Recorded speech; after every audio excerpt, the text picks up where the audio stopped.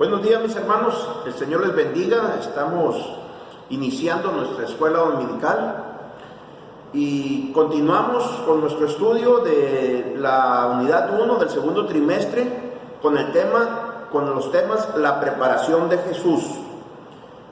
Este domingo nos toca estudiar Jesús, el tema Jesús enfrenta la tentación.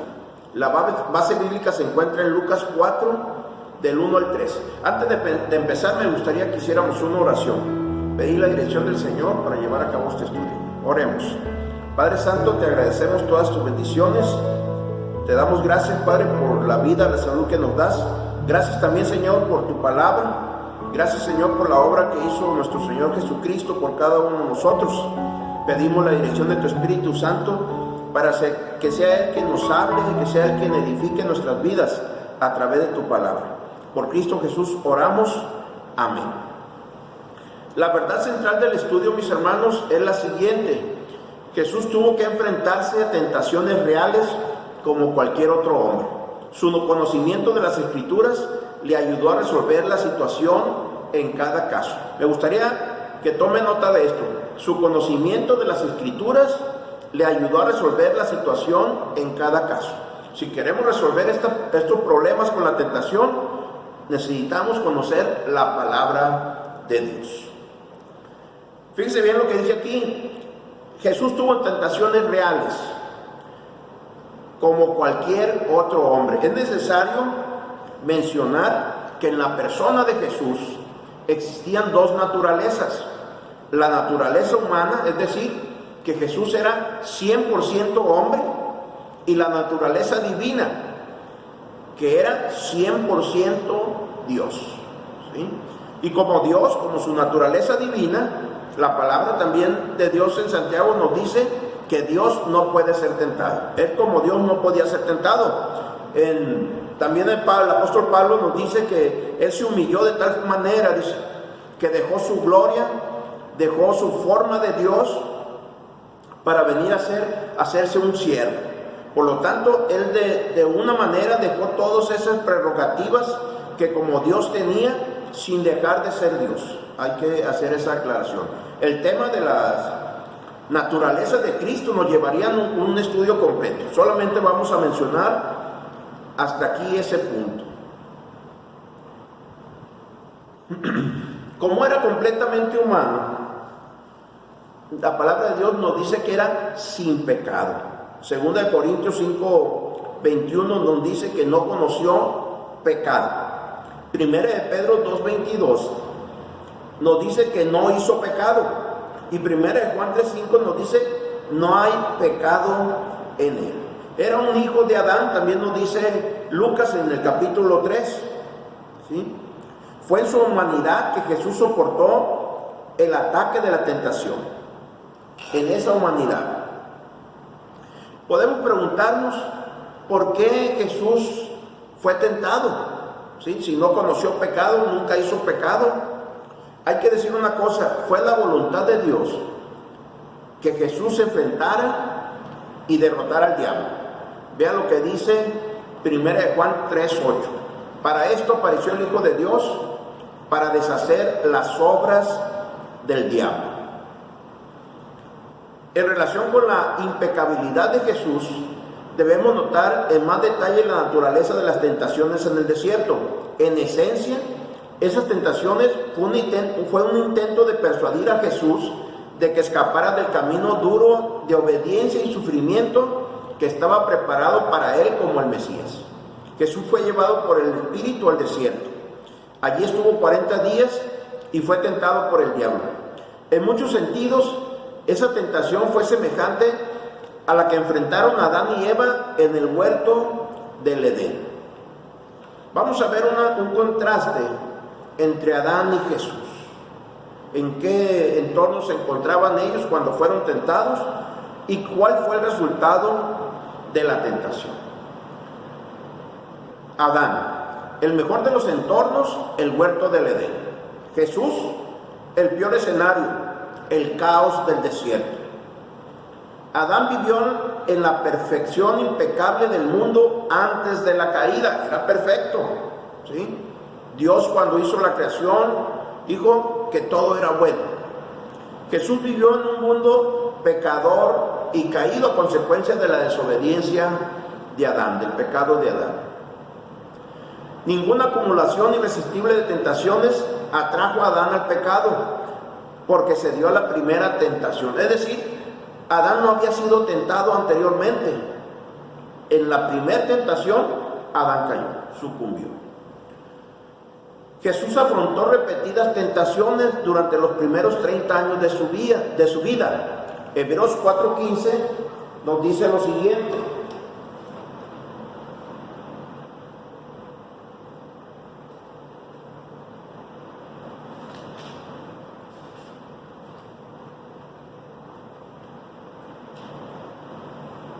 Aquí la tengo.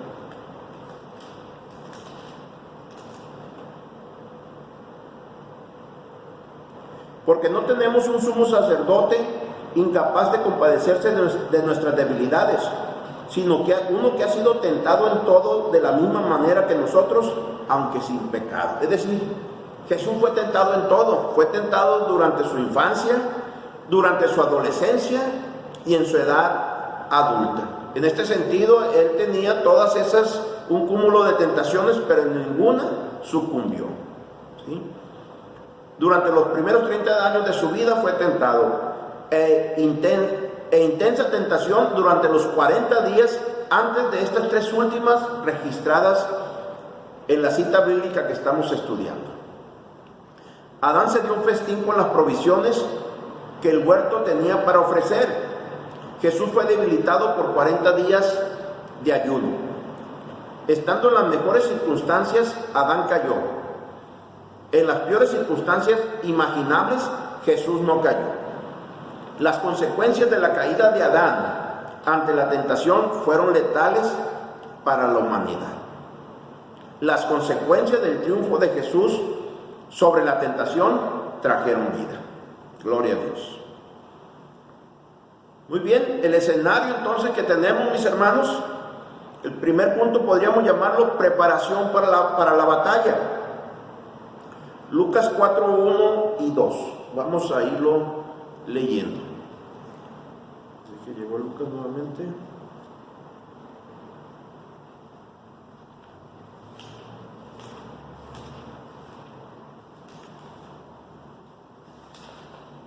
Dice: Jesús, lleno del Espíritu Santo, volvió del Jordán y fue llevado por el Espíritu al desierto.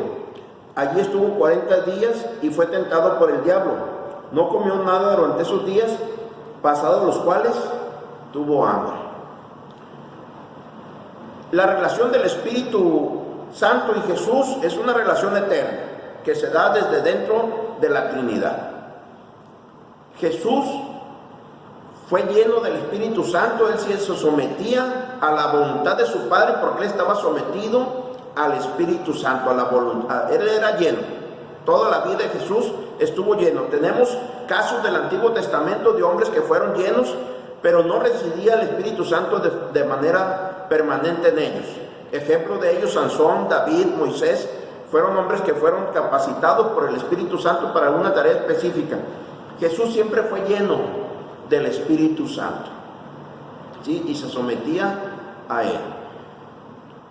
Por otro lado, tenemos aquí un personaje, ¿sí? Dice que el Espíritu Santo lo llevó al desierto y allí estuvo 40 días y fue tentado por el diablo. El diablo, de la palabra diabolos, que significa calumniador o acusador, es Satanás, que significa adversario. Originalmente, mis hermanos, el diablo era un ángel santo. Isaías 14:12 lo define como lucero de la mañana, el más importante de todos los seres creados. Vea lo que dice Ezequiel 28:15: perfecto eras en todos tus caminos, desde el día que fuiste creado hasta que se halló en ti maldad. ¿Sí? Entonces, este es el otro personaje, el diablo, el acusador, el calumniador, el adversario. ¿Sí?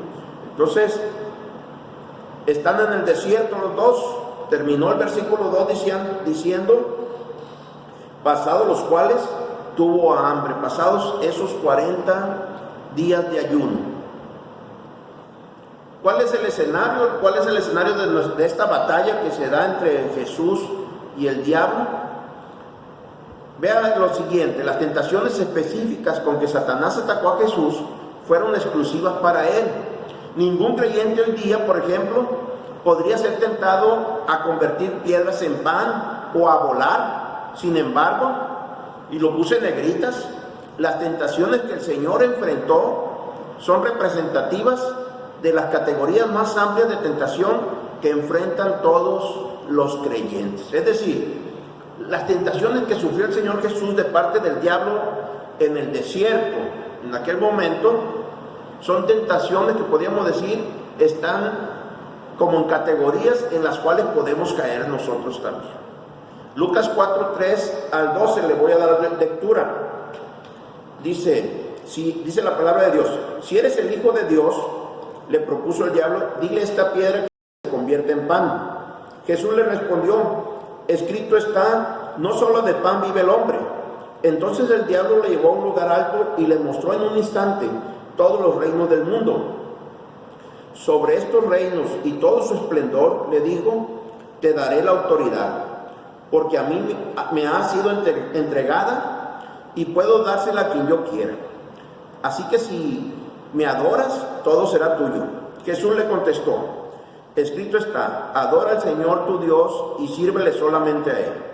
El diablo le llevó luego a Jerusalén e hizo que se pusiera de pie en la parte más alta del templo y le dijo, si eres el Hijo de Dios, tírate de aquí, pues escrito está, ordenará que sus ángeles te cuiden, te sostendrán en sus manos para que no tropieces con piedra alguna. También está escrito, no pongas a prueba al Señor tu Dios, le replicó Jesús. Así que el diablo, habiendo agotado todo recurso de tentación, lo dejó hasta otra oportunidad. Vamos a ver cada una de estas tentaciones. La primera que nos presenta Lucas se encuentra en los versículos 3 y 4. Y el punto sería el siguiente: Satanás tentó a Cristo para que dudara del amor de Dios. Fíjate bien cómo lo está tentando, para que dude del amor de Dios. Dice el pasaje, nuevamente vamos allá a Lucas 4, ahora los versículos 3 y 4, tengamos ahí abierta nuestra Biblia. Dice, si eres el Hijo de Dios, le propuso el diablo. Recuerde que los dos versículos terminaron diciendo, los dos primeros versículos, pasados los 40 días, los cuales tuvo hambre. Y el diablo inmediatamente, de una manera astuta, no fue como la tentación que le dijo a Eva en el Génesis, que no iban a suceder nada. Él sabía que Jesús no iba a caer en esa trampa. Ahora le dice, si eres el Hijo de Dios, o sea, asegurándole, tú eres el Hijo de Dios, haciendo hincapié en la divinidad de Jesús, ¿no? Tanto el diablo y sus demonios siempre reconocieron la verdadera identidad de Cristo. Ellos, muchas de las ocasiones, lo leemos en los evangelios, le dijeron, sabemos quién eres, el Santo de Dios, ¿no? ¿Alguna vez le dijeron que tienes con nosotros, Jesús? Todavía no es el tiempo. Ellos conocían quién era Cristo. De hecho, Santiago, hablando de la fe, dice que mucha gente dice creer. Dice también los demonios creen y tiemblan. Los demonios sí saben quién es Cristo Jesús. Y están sujetos a Cristo y se inclinaban ante Cristo. Dice, si eres el Hijo de Dios, le propuso el diablo, dile a esta piedra que se convierta en pan.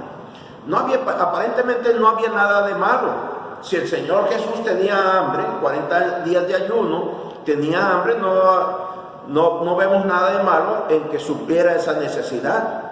No era una que ya hubiera comido, quisiera comer más, no había comido.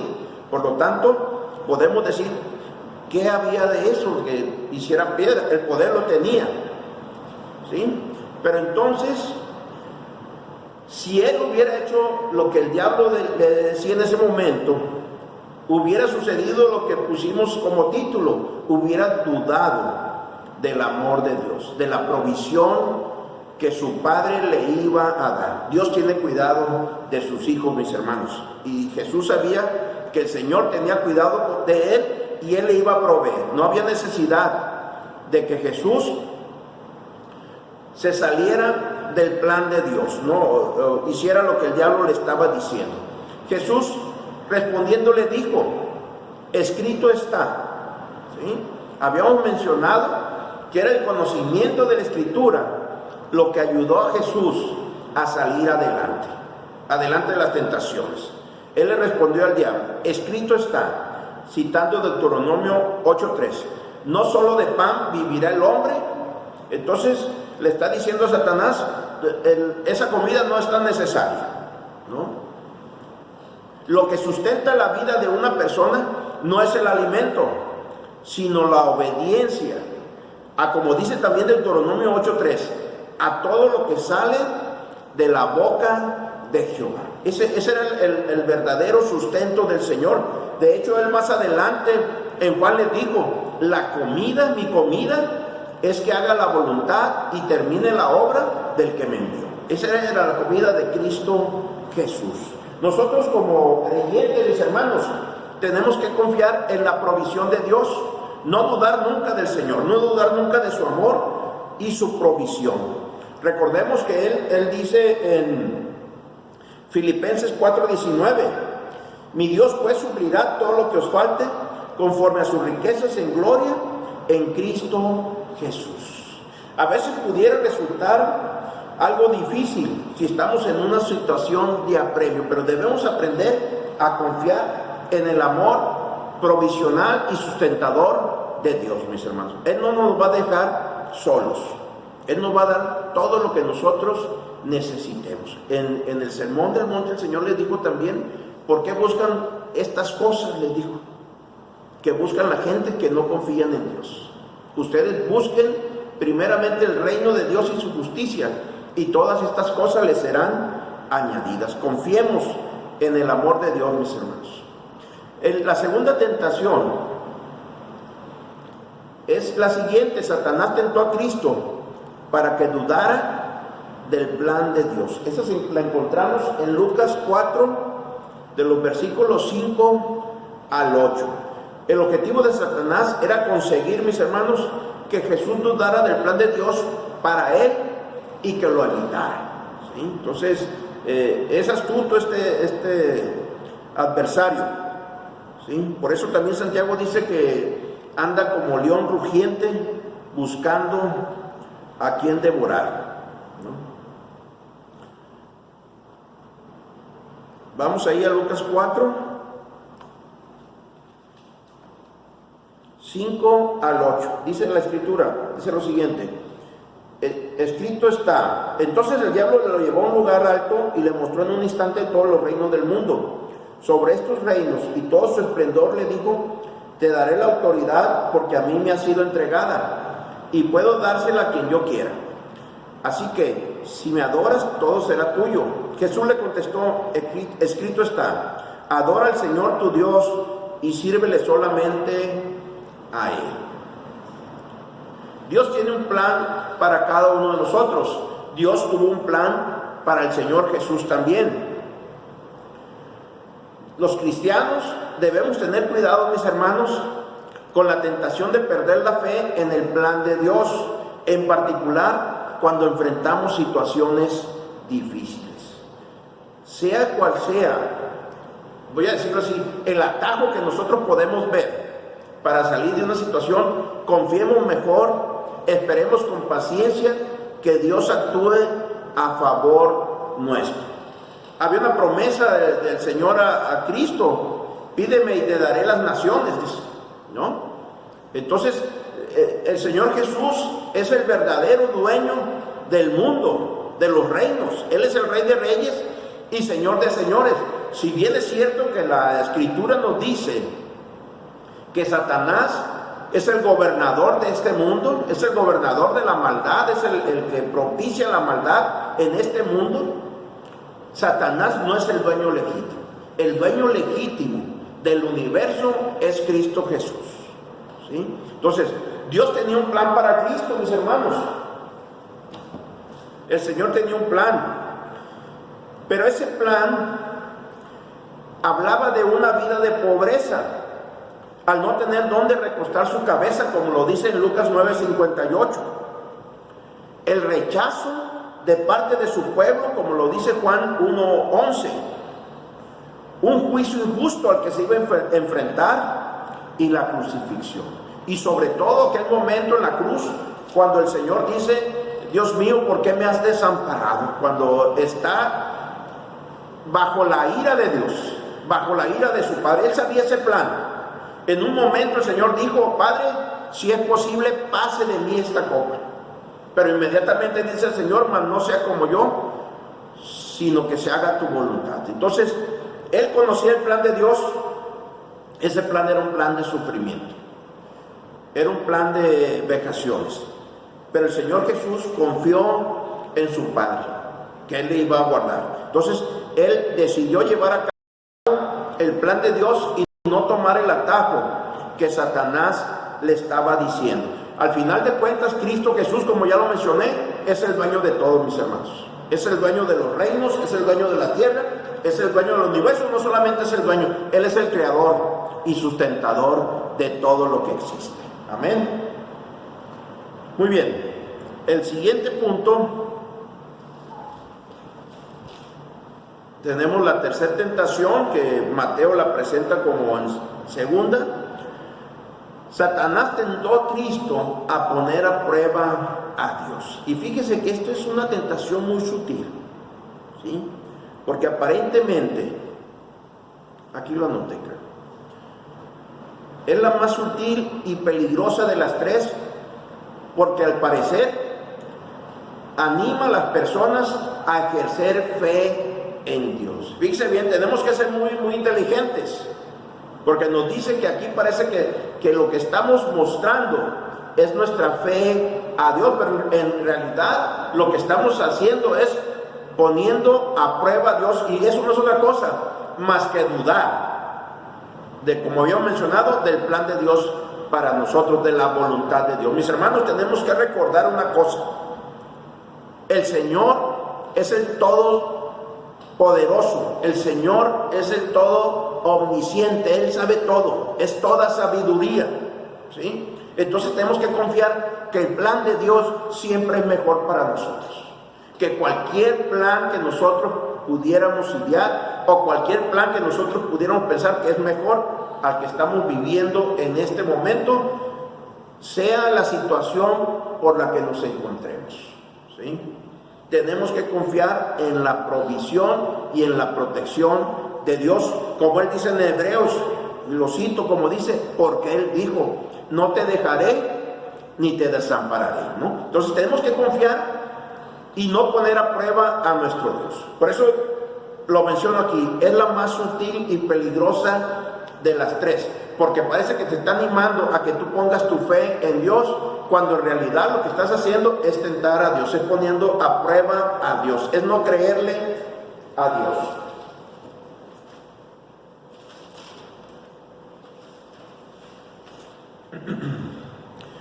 Fíjate bien, las dos tentaciones el Señor Jesús se las rechazó a Satanás citando a la Escritura, ¿sí? Ahora parece que aprendió algo, porque ahora él es el que llega y cita la Escritura. Vamos a ir nuevamente a Lucas, versículos 9 al 12, donde ahora él está citando al Salmo 91, ¿sí? Un salmo mesiánico. Lucas 4, 9 al 12 dice lo siguiente: el diablo lo llevó luego a Jerusalén e hizo que se pusiera de pie en la parte más alta del templo y le dijo: si eres el Hijo de Dios, tírate de aquí, pues escrito está: ordenará que sus ángeles te cuiden, te sostendrán en sus manos, para que no tropieces con piedra alguna. También está escrito: no pongas a prueba, también está escrito: no pongas a prueba al Señor tu Dios, le replicó Jesús, ¿sí? Entonces, estamos viendo que ahora Él es el que cita la Escritura. Fíjate bien, ¿qué hubiera sucedido en el hipotético caso que el Señor Jesús salta, ¿qué pasa si muere en la caída? Pues hubiera sucedido que Él no hubiera sido el sustituto que necesitábamos en la cruz, el que pagara por nuestros pecados. Y si Dios se hubiera visto obligado a de una manera milagrosa detener esa caída, entonces Cristo no hubiera hecho la voluntad de Dios, ¿sí? Y es lo que está diciendo aquí. Lo que busca el diablo es que Cristo no haga la voluntad de Dios. Él no quería que el Señor Jesús hiciera la voluntad de Dios. Él buscaba distraerlo del plan de Dios, ¿sí? Pero el Señor Jesús le dice, también está escrito, no pongas a prueba al Señor tu Dios, ¿sí? La verdadera fe, mis hermanos, antes de probar a Dios, la verdadera fe se somete a la voluntad de Dios. Ora como enseñó Jesús, hágase tu voluntad como en el cielo, así también en la tierra. Mateo 6:10. Para concluir, mis hermanos, un análisis posterior a esta batalla. Para tentar a los creyentes, el maligno usa las mismas estrategias que utilizó con Cristo. Por eso mencionamos al principio, estas son como unas categorías de tentaciones donde vamos a caer cada uno de nosotros. Él trata de lograr que desconfíes del amor de Dios, ¿sí? Que tú dudes del amor de Dios, del cuidado de Dios, que tú dudes de su plan y hagas conjeturas respecto a él. Para triunfar en la lucha contra la tentación, los creyentes deben seguir el modelo establecido por el Señor Jesucristo. Deben confiar en el amor de Dios, someterse al plan divino y negarse a hacer conjeturas sobre sus promesas y su gracia. El Señor es misericordioso, mis hermanos, y el Señor es fiel. Dice Lamentaciones, nunca decayeron sus misericordias, nuevas son cada mañana. Cada mañana tenemos la misericordia y la gracia de Dios para nosotros. ¿Sí? Confiemos en el Señor. Este pasaje de Lucas 4:13 nos dice, así que el diablo, habiendo agotado todo recurso de tentación, lo dejó hasta otra oportunidad. El Señor Jesús salió victorioso de las tentaciones. Mateo cita lo siguiente, el diablo entonces le dejó, y aquí vinieron ángeles y le servían. Fue la respuesta de su amoroso Padre para el Señor Jesucristo. Mandó a los ángeles a que le ministraran, a que le servían. Él tenía un plan para el Señor. El plan era que el Señor derrotara a Satanás en esta primera batalla, y la postrer batalla iba a ser cuando lo derrotó en la cruz del Calvario. Muy bien, nuestro próximo estudio, mis hermanos, el tema es Jesús llama discípulos. La base bíblica es Lucas 5, del 1 al 11. Entonces los esperamos el próximo domingo. Espero que hayan sido edificados. Dios les bendiga, mis hermanos.